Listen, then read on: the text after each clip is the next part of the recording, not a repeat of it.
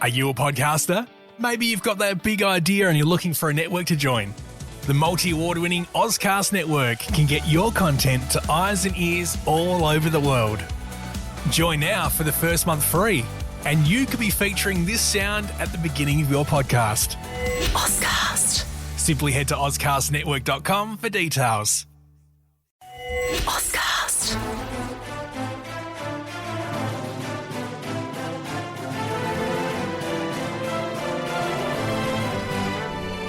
All right, welcome back, everyone. Today we're diving into a pretty wild moment in FBI history.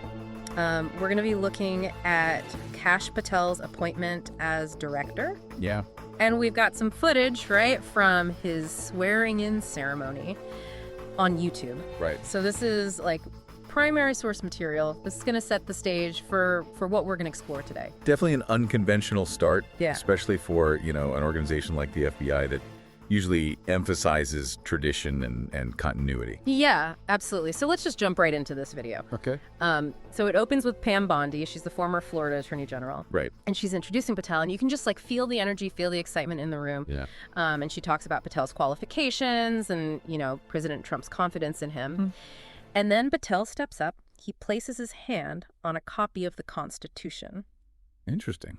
Not a Bible, which I thought was an interesting choice. Yeah. Takes the oath of office. I think that choice of the Constitution over a Bible, Yeah. that's pretty significant. I think it signals that he's focusing on legal authority, and maybe he's trying to present himself as a strict constitutionalist. Interesting, yeah. Interesting observation.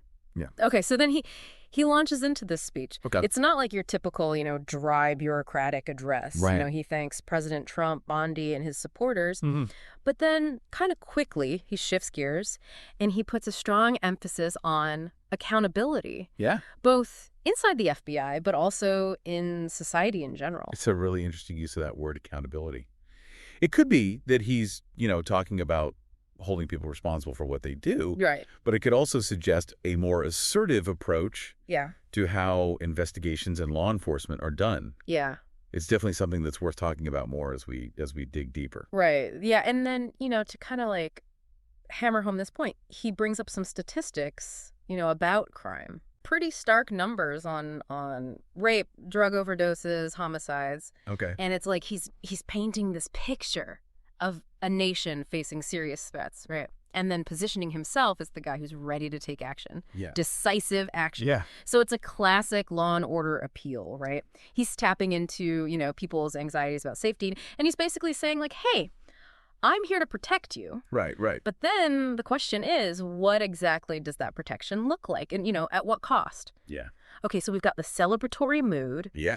the focus on accountability, the whole, tackling crime thing. Right. But then he kind of takes it up a notch. He talks about unleashing the full force, the full wrath of the Department of Justice Okay. and the FBI on anyone who threatens the American way of life. Okay. And there's this one line that really stuck with me. If you try to hide, we will find you. This will be the world's largest manhunt. Ooh. Powerful rhetoric. He's making it crystal clear. We will not put up with any threats. But there's also an aggressive tone, almost a bit over the top. Yeah. Which isn't typical for an FBI director. Yeah. It makes you wonder who he's talking about and what this actually means when it comes to how he'll handle investigations and law enforcement. Yeah, it's a definite shift in tone, right? Right. He goes from, being thankful to basically giving a warning. And then kind of out of nowhere, he turns his attention to the people who actually work at the FBI, Yes. the FBI personnel. And that's when we start to see another layer of his leadership style. Okay, so he tells them, I have your back, which sounds reassuring, at first. But then he immediately says they need to meet high standards and there's zero tolerance for anything less. Huh. It's Yeah. like a father figure approach. I'll support you, but you better follow my rules. Makes you wonder how much freedom he'll give people within the FBI and if he's even open to people disagreeing with him. So we've got this interesting mix of support and control. And then comes the mic drop moment. He addresses the media head on. Now, this is where things get really interesting because it ties into the whole political situation surrounding his appointment. Okay, so he acknowledges the negative press, even using words like fake, malicious, slanderous, defamatory. Wow. But then he's like, bring it on. He's directly challenging the media. It's almost like he's getting ready to defend himself against any scrutiny. Yeah. It's like he's saying, I'm not going to be intimidated by criticism, but it also raises questions about how he'll deal with oversight and being held accountable. Yeah. Yeah. And he also says, leave FBI personnel out of it, almost like he's protecting them from being scrutinized. Mhm. It's interesting how he positions himself as both a leader and a protector. So even just from this opening speech, we're already seeing some big themes. He's focused on accountability, he's tough on crime, he's protective of the FBI, and he's defiant towards the media. Definitely. And we can't forget how much power and influence the FBI director has. What they do can have a ripple effect through the entire justice system. So to really understand what this appointment means, we got to go beyond just what we see on the surface. Right. We need to look at the deeper implications. Exactly. We got to ask ourselves, what does this speech tell us about Patel's vision for the FBI? Right. And what could happen because of his leadership? These are the questions we're going to explore as we keep going with this deep dive. Yeah. Yeah. All right. Okay, so we've set the scene with this really intense swearing-in ceremony and a speech that's, well, definitely got people talking. But now I kind of want to step back a bit and look at the bigger picture here. Yeah, I mean, the role of FBI director, it's a huge deal, right? Right. It's not just about speeches. It's about the power they have and the decisions they make. They have a huge impact on the entire American justice system. Exactly. And for those listening who, might not be as familiar with all the details here, can you break it down a little? Like, what does the FBI director actually do? What's the scope of their power? Sure. So basically, the FBI director is the boss. Yeah. Right? They're in charge of thousands of agents, a massive network of resources. They decide what investigations to focus on, how to gather intelligence, where to send their people. It's a job that requires a deep understanding of law enforcement, national security, and how to balance individual freedoms with public safety. And traditionally, this position has been held by people with a lot of experience in the FBI itself or in the legal world, right? Yeah, for the most part. Usually FBI directors, they've worked their way up through the ranks, They've got years of experience, a reputation for being honest and capable. So Patel's background, it's a little different then. It's definitely not the usual path. Yeah. He has worked in government, but mostly in political roles, very closely tied to the Trump administration. Okay. And so that raises some questions, right? Like, is he actually qualified to lead such a big and complex organization? And will he bring a totally different approach to the job? Yeah, and it's interesting you bring up the Trump administration because a lot of people have talked about Patel's loyalty to the former president. Right. How do you think that relationship might affect what he does as FBI director? That's a really important question. Some people worry that Patel might put his loyalty to Trump above his duty to the FBI. Like, would he prioritize investigations that help Trump, even if it's not the right thing to do for justice? Or, would he use his position to protect Trump from scrutiny? These are serious concerns. Yeah, right. And let's not forget that Patel was right in the middle of some of the most controversial moments of the Trump presidency. I mean, the investigations into Russian interference in the 2016 election, the impeachment inquiry. Exactly. He was a key player in all of that. And what that tells us is that he's willing to challenge the status quo. Yeah. He's not afraid to be aggressive to get what he wants. Now, some people might admire that. They might see it as being strong and determined. But others, they worry that it could mean he'll be more partisan, less impartial in how he approaches law enforcement. So based on what we've seen so far, his past statements, his actions, what do you think his leadership style might be like? I mean, we saw in his swearing-in speech, he's not shy about speaking his mind or taking on his critics. Right. And everything we know about him suggests that he likes to make bold moves, shake things up. So maybe we'll see a more assertive FBI under his leadership, taking on big, high-profile cases, pursuing investigations more aggressively. But it could also mean more conflict, less cooperation with other institutions like Congress or the media. And we can't ignore the fact that Patel has criticized the intelligence community in the past. Yeah. He's questioned their findings, their methods. That's right. He's expressed doubts about what intelligence agencies have concluded, especially about Russian interference. So this could affect how he deals with intelligence gathering and analysis within the FBI. Yeah. Will he trust the experts who have worked in intelligence for years? Or will he rely more on his own judgment? Or maybe even on information from outside sources? So it's almost like this built-in tension, right? Yeah. Between his past skepticism of the intelligence community and now his role leading a major intelligence agency. Yeah. And then there's the whole question of how he'll handle the FBI's own internal culture. Right. He talked about supporting the FBI personnel, but he also stressed the importance of high standards, no room for error. Yeah, and that's a really important part of leadership, especially in an organization like the FBI. They pride themselves on being professional, on having integrity. The question is, Are you a podcaster? Maybe you've got that big idea and you're looking for a network to join. The multi-award-winning Ozcast network can get your content to eyes and ears all over the world. Join now for the first month free, and you could be featuring this sound at the beginning of your podcast. Ozcast. Simply head to ozcastnetwork.com for details. Patel balance his desire for loyalty and control with the need for open communication? Can he encourage people to think critically, even if they disagree with him?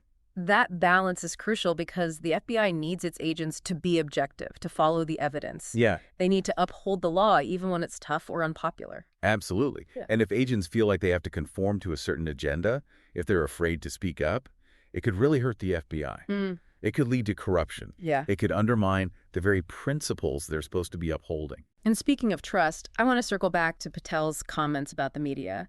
He was pretty harsh, right? Yeah, you went. Accusing them of spreading lies and misinformation. Yeah, and that's a worrying trend we've seen lately. This distrust of the media, this tendency to dismiss any criticism as fake news. It's worrisome because we need a free press, a press that can hold powerful people accountable. That's how it's supposed to work. Exactly. If the FBI director dismisses legitimate criticism or tries to control the narrative, it could have a really bad effect on investigative journalism and on public discourse as a whole. So we're seeing some potential red flags here. Patel's relationship with Trump, his doubts about the intelligence community, Yeah. his way of managing the FBI's internal culture, his attitude towards the media. Yeah, and all of these things, they could have a big impact on how he uses his power as FBI director and how the Bureau functions under his leadership. It's like we're watching a political thriller unfold in real time. Yeah.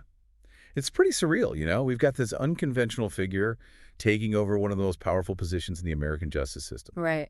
And the stakes are incredibly high. So how do we make sense of all this? Hmm. How do we figure out what impact Patel's leadership might have on the FBI, on the country as a whole? Well, that's the million-dollar question, isn't it? And unfortunately, there's no easy answer. We have to look at what he's done in the past, what he's saying, and the overall political context to try and figure out what might happen. But we also have to admit that we don't know for sure, right? We don't have a crystal ball. Exactly. And that's why it's so important to have these conversations, to ask questions, to explore different viewpoints. We can't just sit back and wait to see what happens. We need to be informed, engaged, and ready to hold our leaders accountable. And that's what this deep dive is all about, right? We're trying to shed light on this complicated situation, help our listeners understand the nuances, and give them the tools to reach their own conclusions. Exactly. It's about connecting the dots, Yeah. seeing the bigger picture, understanding what could happen as a result of this appointment. So where do we go from here? We've talked about Patel's background, his rhetoric, the potential red flags. Right. What's the next level of this deep dive? Well, I think it's time to zoom out a little, Okay. to look at the bigger implications of Patel's leadership. What might this mean for the future of the FBI, for the rule of law in America, for the very fabric of our democracy? Yeah. Those are the big questions we need to grapple with. It's like we've uncovered all these like potential problems, but where does it all go? Like, what are the long-term consequences here? What should people be thinking about? I mean, that's the key question, isn't it? We're talking about the FBI, Yeah. right? An institution that's supposed to uphold the rule of law. Yeah. So any change in leadership, it can have this ripple effect, you know? Yeah. It shapes how justice is done and how power is balanced in society. Yeah. And we're not just talking about, ideas here. We're talking about how this impacts investigations, prosecutions, people's actual lives. Exactly. Like, take Patel's focus on accountability. It sounds good on the surface, right? Holding people responsible for their actions, that's important. Right. But who gets to decide what accountability even means? And will it be applied fairly to everyone, or will it be used to target certain people or groups? That's a really good point. And we've already talked about concerns that Patel's loyalty to Trump could affect his judgment. Yeah. Could he be tempted to go after investigations that help Trump or his allies, and at the same time ignore wrongdoing by people in their circle? It's a valid concern. And it brings us to a bigger question about the FBI's independence, right? Can it really be neutral, a fair judge, if its leader is seen as being in someone's pocket, politically speaking? Right. And what about Patel's style? How might that affect the FBI's relationship with, like, Congress or the courts? Could his, assertive approach lead to more conflicts, less cooperation? It's definitely a possibility. Yeah. I mean, we've seen how divided our politics have become, how that can erode trust and just create gridlock in government. And if the FBI is seen as having a political agenda, it just makes things worse. It makes it harder to deal with the important issues. Yeah. And then there's the whole internal culture of the FBI. Yeah. We talked about that tension, right? Between Patel wanting loyalty and the need for agents to make their own judgments. Right. Could a more controlling leader, could that stifle dissent?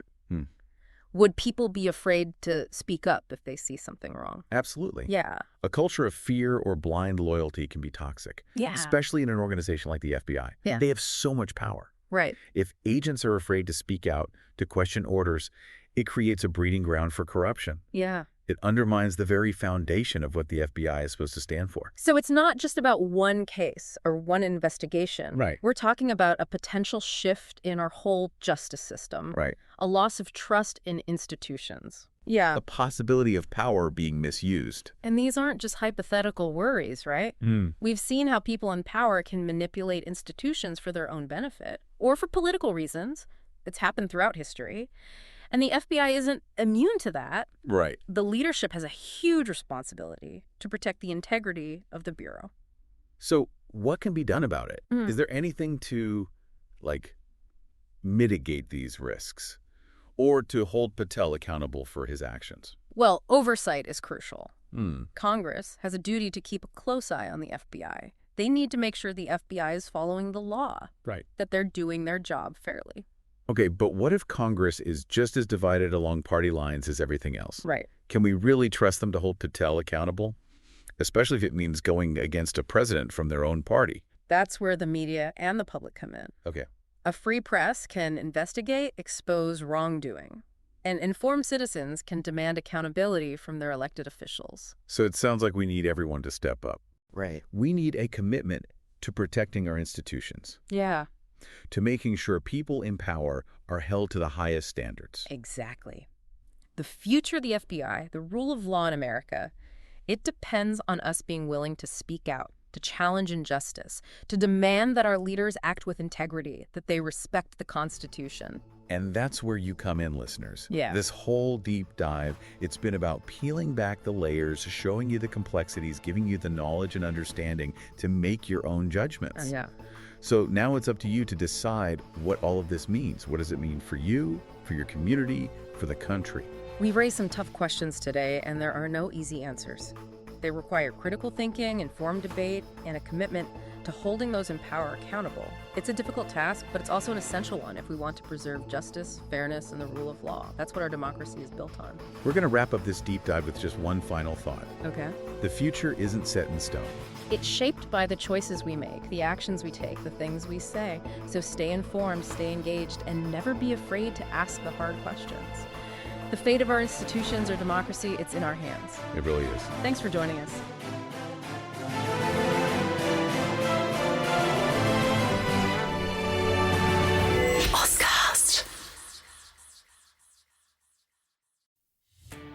Are you a podcaster?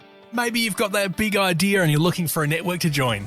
The multi-award-winning Ozcast network can get your content to eyes and ears all over the world. Join now for the first month free, and you could be featuring this sound at the beginning of your podcast. Ozcast. Simply head to ozcastnetwork.com for details.